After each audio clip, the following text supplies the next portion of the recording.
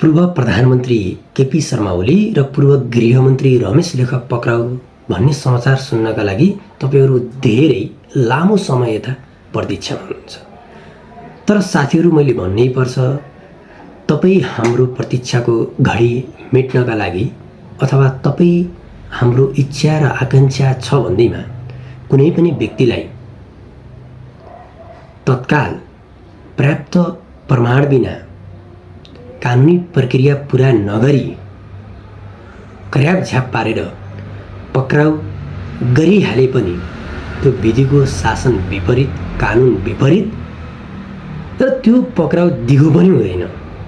र जुन भाद्र 23 गते सार्वजनिक पदमा बसेका व्यक्तिको कमजोरीले हामी जस्ता 19 जना व्यक्तिहरूको मृत्यु भएको छ, ती व्यक्तिका परिवारले पनि न्याय भएको महसुस गर्न नपाउँदै यस्ता व्यक्तिहरू न्यायालयको आडमा पक्राउ भएको 2-4 दिनमै उम्कन सक्ने बाटो पर्याप्त हुन्छ।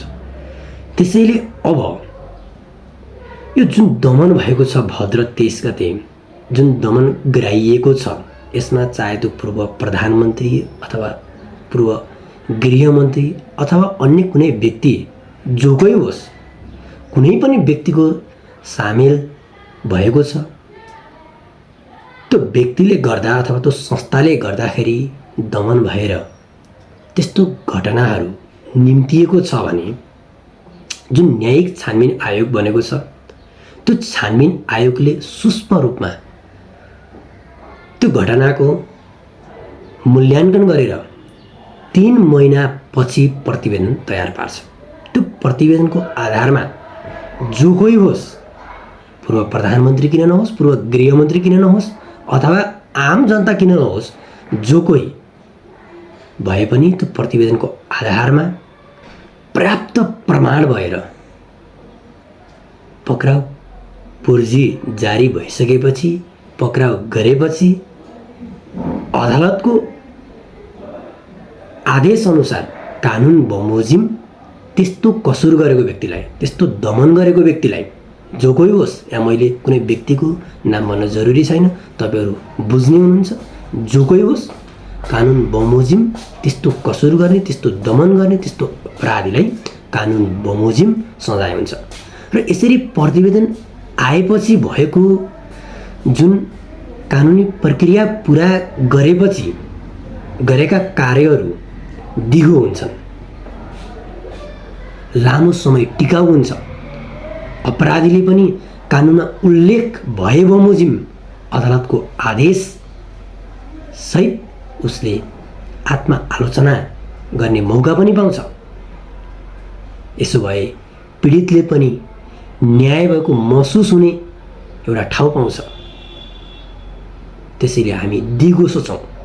अहिले भन्दैमा तत्काल भर्खर इन्स्ट्यान्ट गर्नुपर्छ, गरिहाल्नुपर्छ भनेर जुन जेनजीले आन्दोलन गरेका छन्, त्यो दिगो होइन साथीहरू। तपाईहरूको प्रेसरले पक्राउ होला, तर फाइदा के?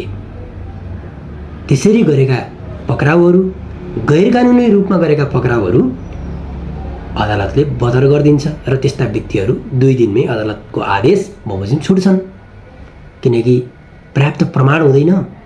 प्रेसरले पक्राउ गरेपछि त त्यस्तै हुन्छ। त्यसैले बुझ्नुहोस्, मैले यहाँ कुनै पनि कसुर गर्ने, कुनै पनि दमन गर्ने व्यक्तिलाई सजाय हुनै हुन्न भनेर भनेको छैन।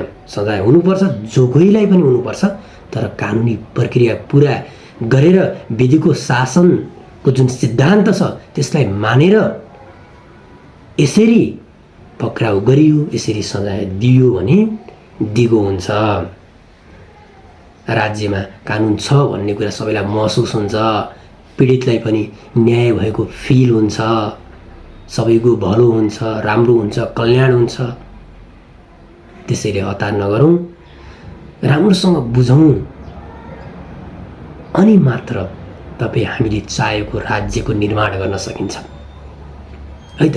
त्यसैले कानुन बुझौँ, जानौँ र अगाडि बढौँ। यसैमा सबैको भलो छ है। हस्त।